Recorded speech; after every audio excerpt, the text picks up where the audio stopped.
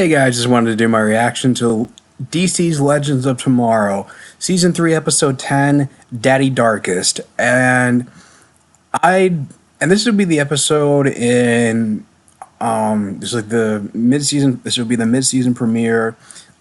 At the end of the mid-season finale, after interacting with a past version of a time-displaced younger Mortenstein, Jax came to terms with.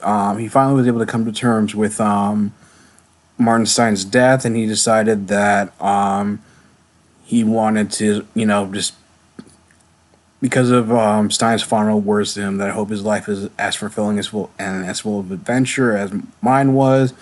He decides that maybe it was best for him to, leave the team and go, live his life to the fullest and carve out his own without being in constant danger. And the episode ended with an appearance from Constantine needing Sarah's help because having to practice an exorcism on a girl who says of a demon who knows Sarah's name.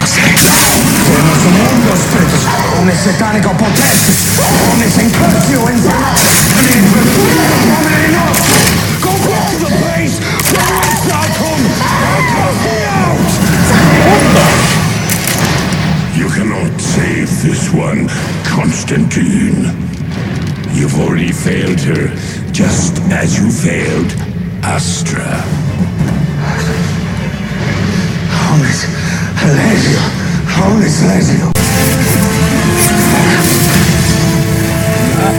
Nice. We'll get to your demon, but how did you even find me? Oh, simple, lad. I attuned a dowsing dagger to your specific energy. I followed it from there. I got time travel was weird. Oh, you were not wrong about. Oh, this is one hell of a jam jar you got here. I thought we gave the Englishman to the time pigs. That was Rip. This is John Constantine. Skinny Brit in a trench coat. Same thing. Oh, doubtful, mate. You see, I am an accomplished warlock, an expert of the occult, and a master of exorcism. Story then, handsome. I'm from another Earth, and I'm spoken for. Yeah, his girlfriend's a guy. Anyway, this is too much for me. I don't watch TV. I'm new. First, I apologize for interrupting. Second, that woman clearly has a crush on you. Just don't. Come, Captain. She called you for absolutely no reason. It was just an excuse to talk to you. Mm-hmm. Gideon, play back that last bit, please. Gideon, don't. Yeah. Head down, eyes up, cheeks flushed. Classic courtship signals. Even if it's Strong women, you're both obsessed with preparing time. You're both super hot. Gay, not blind. I mean, her from here. I'm sorry, who are you? I'm Dr. Yeah, I'm not doing this. Guys, that girl you're trying to save is Nora friggin' Dark.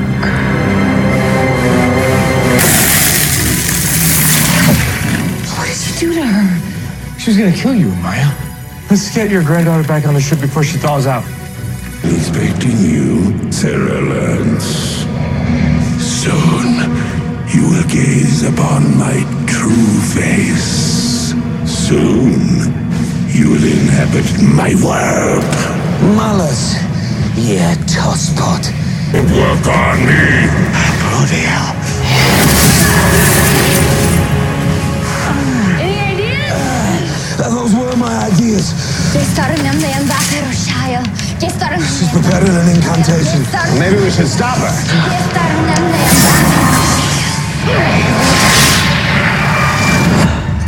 Exactly. Well, I think the question is when. January 16th, 1969. She sent us back in time. Wait, is that Nora's doctor? Apparently, her taste of jewelry never changed. Yeah, this is all a bit weird. Can we get your team to come pick us up? We killed her. Yeah, we'll tell that to Yarn. You two, take it outside. It's week 16 of the division titles. You know we're on a time ship, right? Hey, Gideon, who won the... No! I haven't watched a live game of football in 3 years. You're evil. Fine. She's 89% evil. Guys, I think Sarah is in trouble. Quiet! Haircut! Take the new girl, fine blondie, fake snart and trench coat. Amaya, the med bay. Pretty, the library. Want a bitch? Stays in the freezer.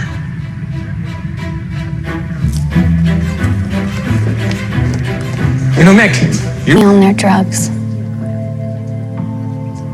No, they won't. We're gonna get you out of here. We can't take her out of here. We're dealing with a DEMON. I'm not 5. I know how to spell demon. Places like this just make people crazier, more vulnerable. Isn't it best we keep an eye on her?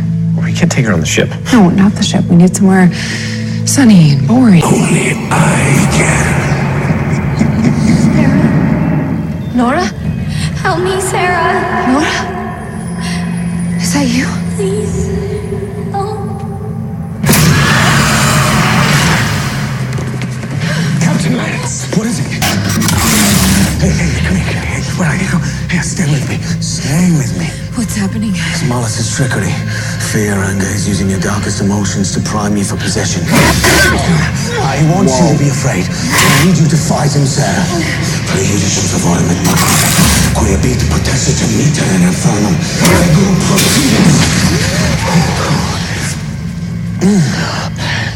Feels like the mother of all hangovers, don't it? A laundry room in a mental asylum in 1969 might not be the worst place to be stuck. Are we really this damaged? I certainly hope so.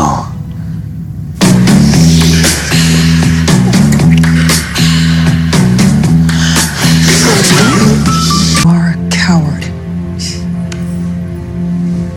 Yet you were a wonderful grandmother. I adored you, Nanaba. I wanted to be just like you. Then one night the men came. Please, I can't know this. I watched the men murder you. Then they burned our village to the ground. Mother ran with Mari. She abandoned me. No. She thought you were dead. I was alone in a country ravaged by war. I'm sorry, Kwasa. I learned to embrace the pain, using it to strike bargains with powerful beings like Damien Dark. What has he promised you? Something you've refused. A chance to protect our village. They found the note, and we need to find another way out of here. Okay, the symbol that Nora drew is a time travel spell, right? So why don't we just cast the same spell and get out of here? She was channeling the power of Mollis when she cast that spell. Not even I have that kind of juice. I do. You said that Mollis can use me the way that he does Nora. So you summon Mollis into me, I try the ruin, same as her, and we get to go home. And but what about when the demon is inside you, eh? You said I was strong enough to hold Mollis off. Yeah, well, I was trying to seduce you. Oh, please, I was seducing you.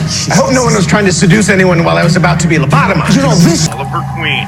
Mayor Queen is facing trial for multiple murders, including that of Damien Dark 2 years ago, following an attempt to destroy We should go. Dark was murdered by the Hey, let's get out of here, right?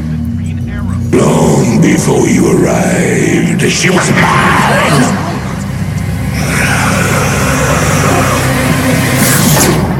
She feels nothing. Okay. He is not. You're the six. What?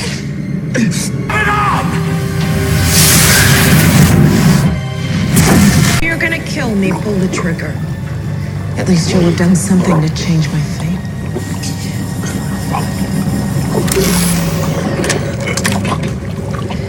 You can help me save you. So that I can go home. Let him go. Every place I've gone has been terrible, but they kept me safe. Your friends lied to you. They're afraid of what you are. Porter and I will help you work with Malice so that you can bring your father back for good. Come on. The six. And that bastard doesn't fear much. If your totem give him the frights, maybe these trinkets are the keys to stopping him. Oh, of course, helping you with Malice was good for me too. If you ever need me to help you with Malice again, Just give us a call. I'll be right there. I understand. Good. And thanks for the shag, too. That was great.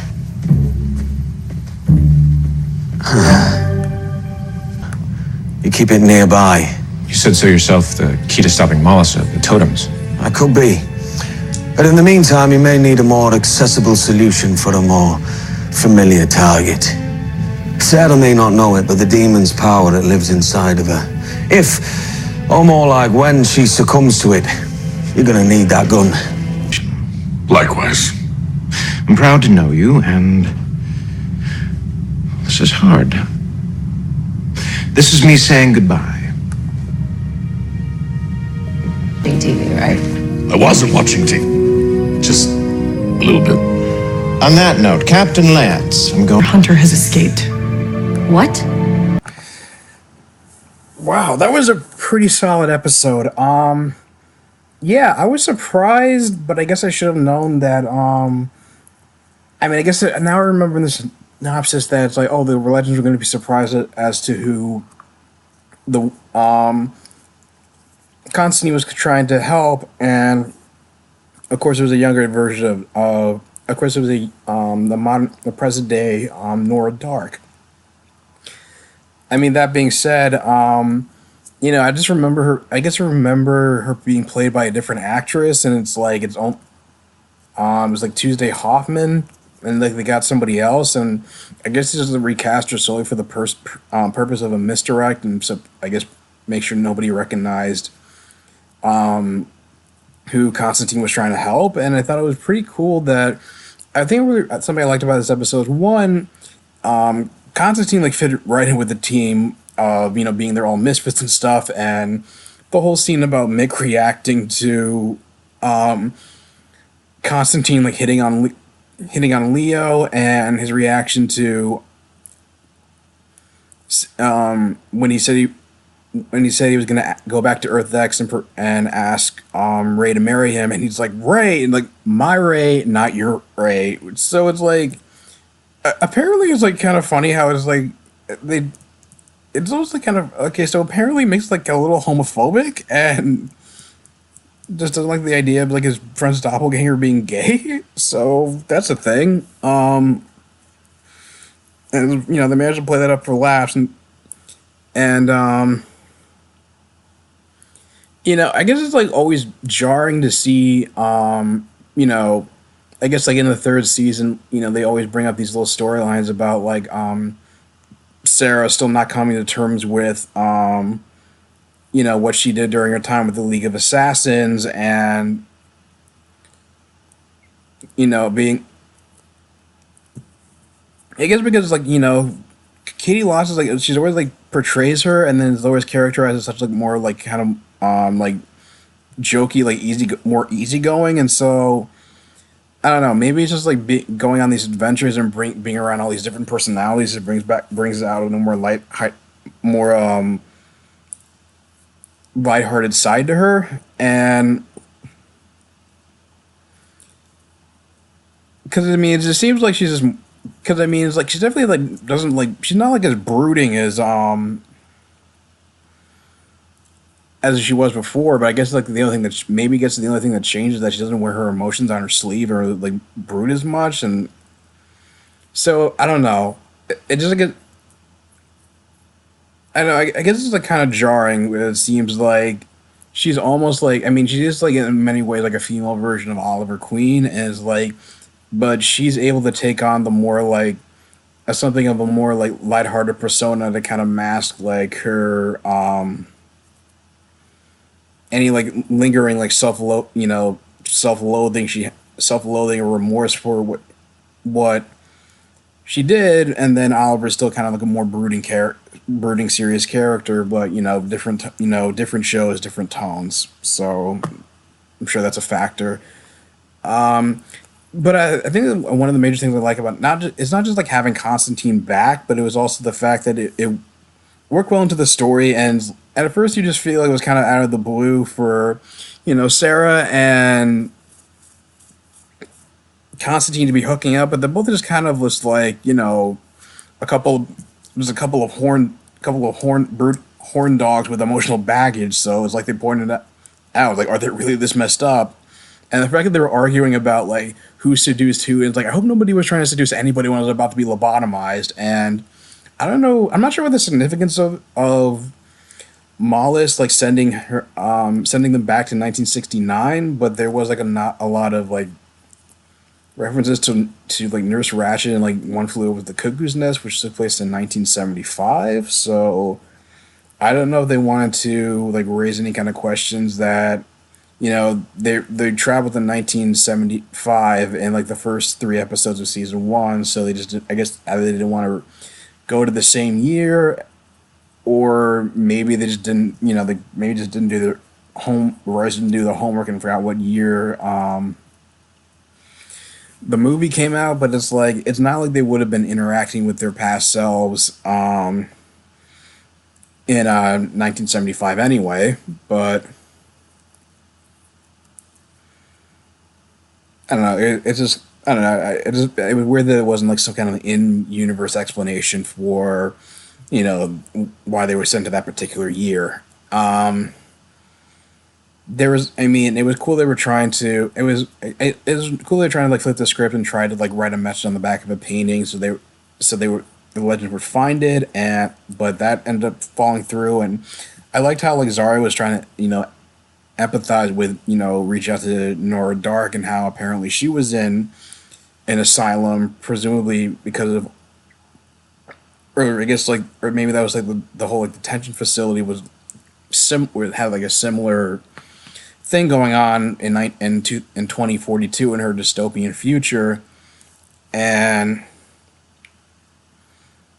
you know, it's always, and it was like I guess it was nice they had they fleshed out more, you know, Nora Dark and Kawasa, and how, you know, Kawasa was driven to, you know, work with Damien Dark and Mollis, and to try to prevent the destruction of the the village and Mari's death, which I think was in 1992.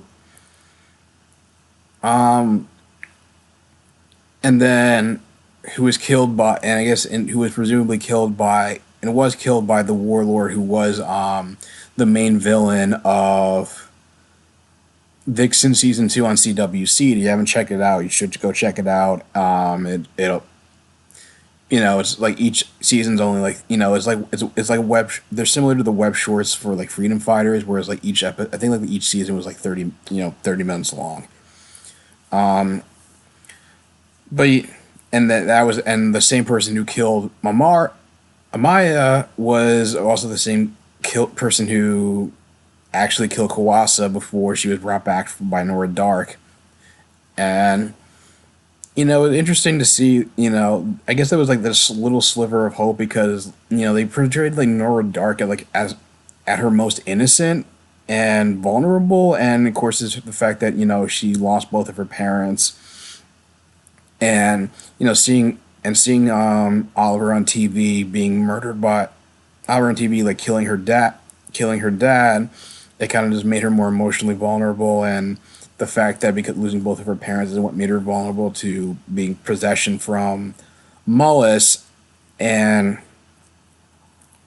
I mean, there was kind of, like I said, there was this like, I like the actress who portrayed her. She did a really good job, and there was this really glimmer of hope that Ray and Zari would be able to reach out to her. But of course, you know, Dark had to reappear, and, you know, and it turns out that that redheaded doctor was in league with Mollis's order, and trying to making sure, I guess, essentially making sure that Nora basically stayed the course and ensured his resurrection.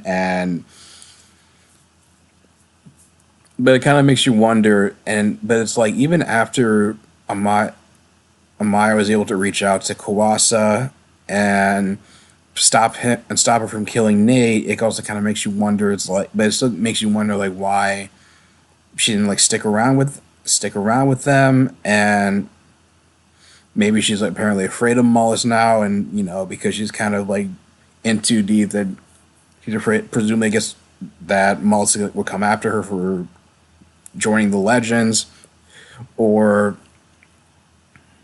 And it makes me wonder is like when she says, when Amaya says you're gonna need Nate to, if it's gonna foreshadow and go and follow through and maybe fulfill that fan theory that Nate's gonna be the Kawasa and Mari's grandfather ultimately, but it also kind of creates some plot holes. Like why doesn't he pass it on his own like ability to steal up to onto the family line? I don't know because like I know Mark Guggenheim announced that he doesn't actually go along, try to go, go along with a lot of the fan theories he sees online. Like sometimes they do, the writers do, but they might not. And I liked how the callback about when Sarah was talking to Leo departing that she was looking, I guess like finishing a sentence of saying that that Leo's looking for a different kind of adventure, if I remember correctly, was the same thing Jack said to Sarah before he left the Wave Rider. Just like it was a nice callback, and it was also like a really funny episode. It's always great having Constantine around, and Matt Ryan has a great chemistry with Katie Lotz, had great chemistry with Stephen Amell when he was on Arrow, but this felt like a more like, I guess it felt like a more like spiritual successor to that Constantine, in the sense that he felt more integral. He felt a little bit more integral to the story and in comparison, and they were able to make callbacks to Astra, the girl he failed to exercise, free from uses exorcism on, and it botched exorcism, and that's what led him to, which I guess it happened which I think happened in the pilot and led to him being committed and his whole self-loathing thing. But anyway, a really solid episode. What do you guys think of it? Leave your thoughts in the comments down below. If you like this video, like, share, and subscribe, and I'll talk to you guys soon. Take care. So yeah, that was actually